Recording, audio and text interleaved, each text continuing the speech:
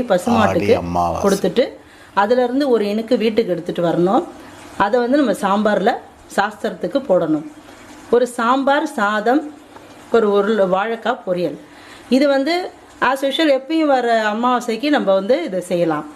ஆடி அமாவாசை தை அமாவாசைன்னு வரப்போ வடை பாயசம்லாம் செஞ்சு நம்மளோட மூதாதையர்களுக்கு படைக்கணும்.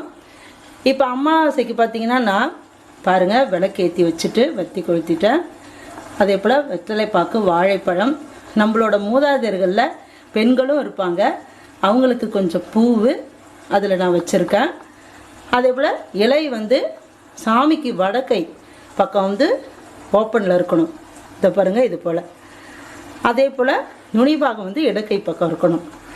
ஒரு சொம்பு நிறையா தண்ணி வச்சுருக்கணும். ஒரு சின்ன தட்டில் கற்பூரம், விபூதி, குங்குமம் இதெல்லாம் வச்சுருக்கணும். ஒரு முக்கியமான